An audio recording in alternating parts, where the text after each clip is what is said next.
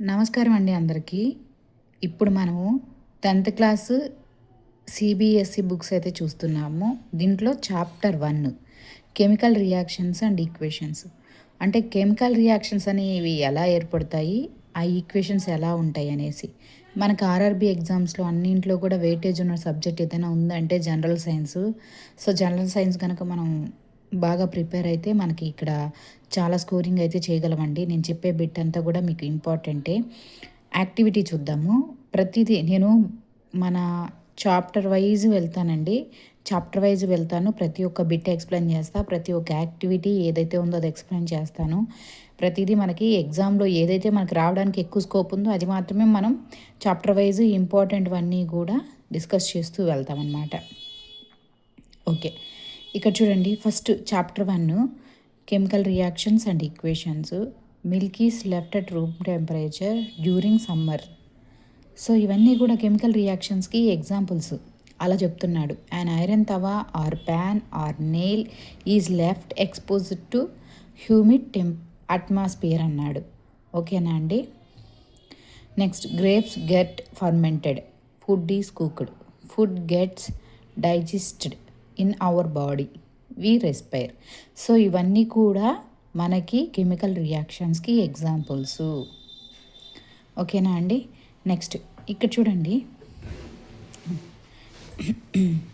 ఇక్కడ చూసినట్లయితే first figure 1.1 burning of A magnesium ribbon in air and collection of magnesium oxide in a watch glass.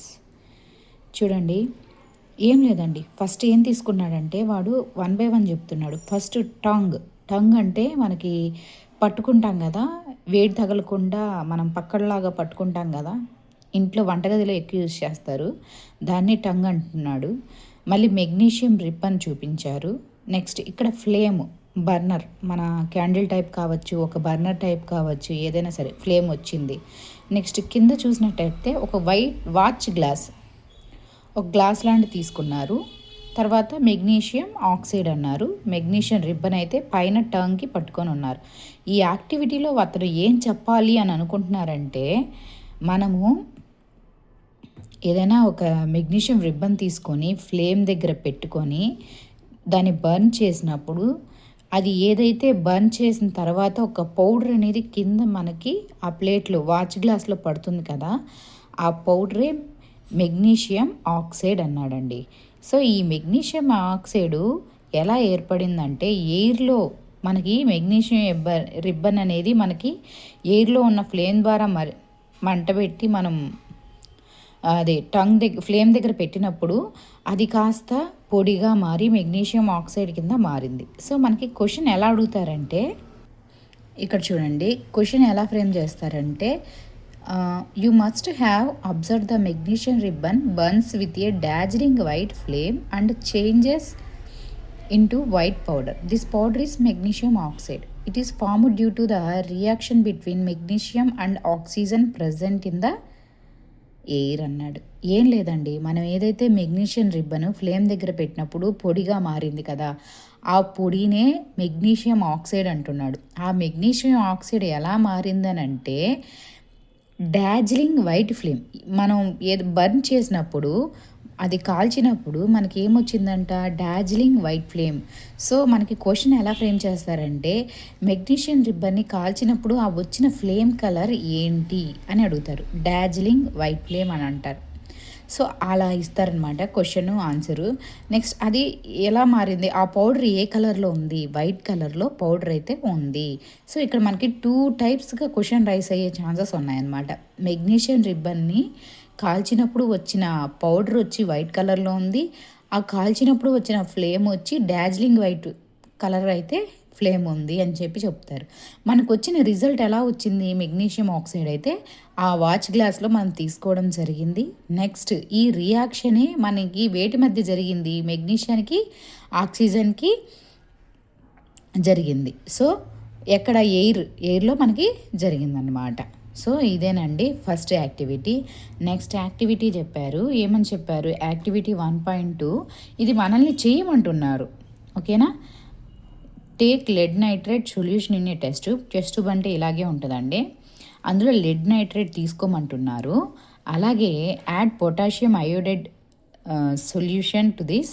మనం lead నైట్రేట్కి potassium iodide solution అనేది add చేసి తర్వాత మనం ఏమైతే గమనించామో అది మనల్ని చెప్పమంటున్నాడు.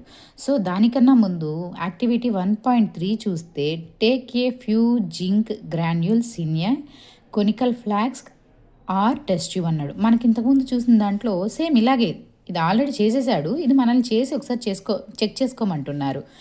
ఇక్కడ ఏమంటున్నారు, ఒక జింక్ గ్రాన్యూల్స్ అనేది ఒక ఫ్లాస్క్లో తీసుకోమంటున్నాడు. ఇలాంటి కొనికల్ ఫ్లాస్క్లో జింక్ గ్రాన్యూల్స్. ఇక్కడ ఏమన్నాడు, లెడ్ నైట్రేట్ సొల్యూషన్ అన్నాడు. సో ఇక్కడ ఏమంటున్నారు, జింక్ గ్రాన్యూల్స్ ఆల్రెడీ కొనికల్ ఫ్లాస్క్లో తీసేసుకున్నారు. తర్వాత దీన్ని dilute hydrochloric acid or sulphuric యాసిడ్తో కలపమంటున్నాడు. యాసిడ్ కాబట్టి జాగ్రత్తగా కేర్ చేయాలన్నమాట. హ్యాండిల్ విత్ కేర్ అని ఏమన్నాడు, యాసిడ్ కాబట్టి జాగ్రత్తగా ఉండాలి. సో ఇప్పుడు మనం ఆ జింక్ గ్రాన్యూల్స్ క్లోరిక్ యాసిడ్ లేదంటే సల్ఫ్యూరిక్ యాసిడ్ యాడ్ చేయడం వల్ల ఏమైంది, మనం ఏం గమనించామనేది మనం చెప్పమంటున్నాడు. Touch the conical flask or test tube. Is there any change in the temperature? So ఇక్కడ మనకి ఏదైనా టెంపరేచర్ వేరియేట్ అయిందో ఏమైనా గమనించామా? ఎస్, చూద్దామండి. The following observations helps us to determine whether a chemical reaction has taken place అనమాట. So ఏదైతే ఇప్పుడు మనం ఆల్రెడీ 1.3లో మనకి వివరంగా చెప్పాడు పాయింట్ పై. ఫస్ట్ ఒక కొనికల్ ఫ్లాస్క్ తీసుకున్నారు, అందులో జింక్ గ్రాన్యూల్స్ వేశారు, దానికి డైల్యూట్ సల్ఫ్యూరిక్ యాసిడ్ కానీ హైడ్రోక్లోరిక్ యాసిడ్ కానీ యాడ్ చేయొచ్చు అని చెప్పారు. చేశాక ఏమైంది, పైన ఏదైతే కార్కు గ్లాస్ ట్యూబ్ ఉంది కదా, దాని ద్వారా హైడ్రోజన్ గ్యాస్ అయితే మనకి వెళ్ళటం జరుగుతుందండి. సో గ్యాస్ అయితే రిలీజ్ అయింది, అది హైడ్రోజన్ గ్యాస్ అయితే మనకు రిలీజ్ అయింది. సో ఈ యాక్టివిటీ చేసిన తర్వాత జింక్ గ్రాన్యూల్స్కి డైల్యూట్ సల్ఫ్యూరిక్ యాసిడ్ యాడ్ చేసిన తర్వాత మనకి ఏం జరిగింది, చేంజ్ ఇన్ స్టేట్ అయితే చేంజ్ అయింది. ఓకేనా, గ్యాస్ స్టేట్ అయితే వచ్చింది. ఇక్కడ చేంజ్ ఇన్ కలర్ ఆల్సో మనకి చేంజ్ అయింది. ఎవాల్యూషన్ ఆఫ్ గ్యాస్, మనకు ఆల్రెడీ గ్యాస్ అనేది అక్కడ ఫామ్ అయ్యి బయటకు వచ్చింది.